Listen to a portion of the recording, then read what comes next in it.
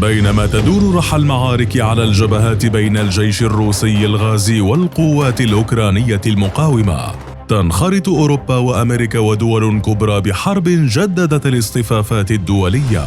حتى وصل بنار الحرب لذقني المغرب والجزائر اللذين وجدا نفسيهما في خضم هذه الحرب دون سابق إنذار، مع تزايد الضغوط الأمريكية على الجزائر من أجل إعادة تشغيل مؤقت لخط أنابيب الغاز المار إلى إسبانيا عبر المغرب بهدف تخفيف الضغط عن حلفاء واشنطن الأوروبيين الذين يعتمدون بنحو نصف احتياجاتهم من الطاقة على روسيا. أما المغرب التي حرمتها الجزائر من مرور غازها عبر أراضيها بعد التوترات والقطيعة بين الجارين الشقيقين المتعاديين حالياً، باتت اليوم مضطرة لتصدير أي كمية متوفرة من الغاز نحو أوروبا، ورغم الصمت الرسمي من مختلف الأطراف، إلا أن زيارات الأمريكيين واتصالات الأوروبيين بالجزائر والمغرب تكشف عن أمر يدبر لتوفير الغاز لأوروبا وإخراجها من سطوة موسكو. فإن كان المغرب أصلاً حليفاً لأمريكا والغرب، فهل ستقبل الجزائر بخيانة روسيا؟ غاز الجزائر على الجبهة. في وقت وصلت أسعار الطاقة في أوروبا لمستويات قياسية تسببت بقفزات كبيرة في الأسعار وتضخم يكاد يذهب بالاقتصاد الغربي جراء انقطاع الغاز القادم من روسيا إلى أوروبا عبر أوكرانيا، لم ينقطع حديث وسائل الإعلام الأمريكية والأوروبية عن حلول بديلة تخرج أوروبا من أزمة الطاقة التي تحيق بها، سواء عبر إعلان واشنطن تحالفاً استراتيجياً مع قطر التي تريد واشنطن منها شحن غازها صوب أوروبا، أو من خلال ضغط أمريكا وإسبانيا على الجزائر لإعادة تشغيل أنبوب الغاز الذي يمر عبر المغرب، حيث تحدثت وسائل أعلام أمريكية عن أن نائبة وزير الخارجية الأمريكي ويندي شيرمان نقلت خلال زيارتها إلى الجزائر والمغرب رسالة أمريكية واضحة بأن واشنطن تريد مزيداً من إمدادات الغاز لحلفائها الأوروبيين لتخليصهم من التبعية لروسيا التي تمول دول الاتحاد بنحو 50% من احتياجاتها من الطاقة. وفي وقت ستكون مدريد مرحبة بالفعل بالاقتراح الأمريكي كونه يعود بالنفع على إسبانيا وأوروبا في ظل استمرار الحرب الروسية الأوكرانية، كما أنه في حال تمكنت الولايات المتحدة من إقناع الجزائر بإعادة الحياة للأنبوب الذي أغلق نهاية السنة الماضية، فإن إسبانيا ستوفر المال والوقت لتنفيذ خططها الرامية إلى التخلص من التبعية للغاز الروسي. إلا أن الطرف الأكثر أهمية في كل هذا السيناريو هي الجزائر، التي يبدو أنها بحسب التقارير الإعلامية ما زالت حد اللحظة ترفض الاستجابة للطلب الأمريكي بإعادة تشغيل الأنبوب لأسباب على رأسها عدم سماح قدرات الجزائر الإنتاجية بتشغيل 3 أنابيب مرة واحدة وإنتاج قرابة 50 مليار متر مكعب سنوياً،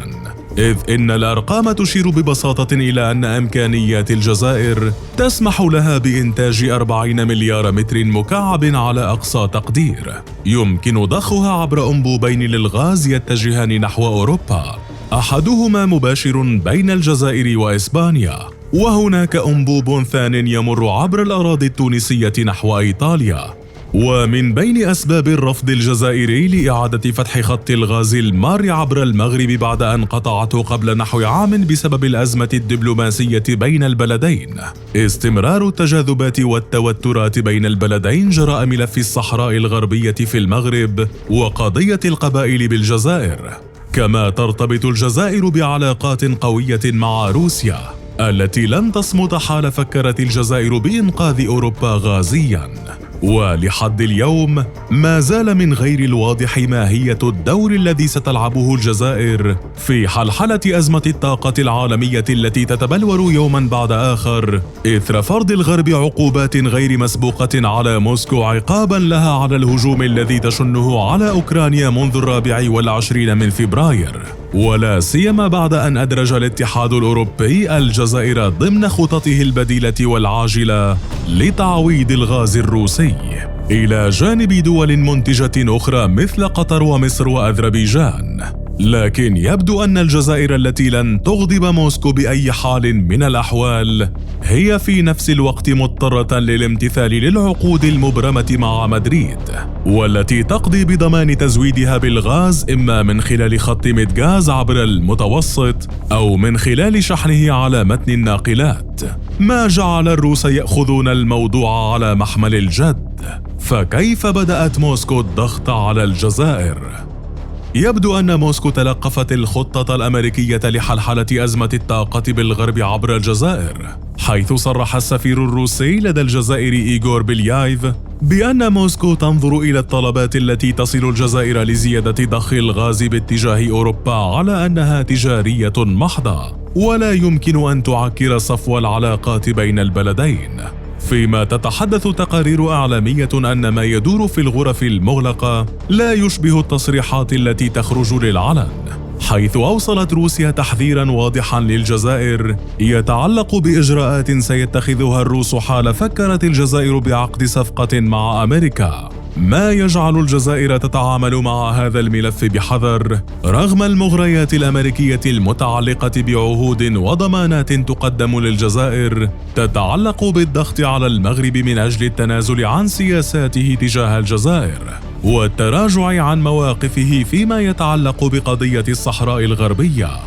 ورغم أن إسبانيا والبرتغال قدمتا معلومات مطمئنة فيما يتعلق بأمن إمدادات الغاز الحالية بتأكيد قدرة خط أنابيب الغاز ميدغاز على تلبية الطلب لجانب ضمانات قدمتها السلطات الجزائرية للاتحاد الأوروبي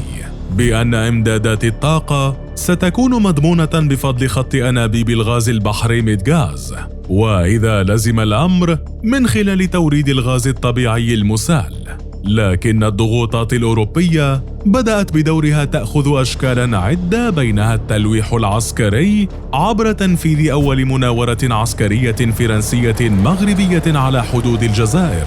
فيما يبدو أن المغرب الذي يحاول فك أزمة حلفائه بالغرب لن يكون بيده أكثر من توقيع عقد مع شركة ساوند إنرجي البريطانية لتوريد الغاز للمملكة لمدة 10 سنوات من حقل تندرار المغربي عبر أنبوب المغرب العربي أوروبا، أو بأفضل الأحوال تقديم الرباط تنازلات للجزائر يشجع الجارة على إعادة تدفق الغاز إلى أوروبا عبر خط غاز المغرب العربي أوروبا، ما يحل بعضاً من مشاكل الطاقة في أوروبا بعد فرض العقوبات على موسكو إثر حرب بوتين المستمرة على أوكرانيا منذ أسابيع. فهل باتت الجزائر اليوم بموقع قوة لتقرر مصير كبار يتحاربون في أوروبا، أم أنها في موقف لا يحسد عليه أحد بين سندان التحالف مع روسيا ومطرقة الضغوط الأمريكية؟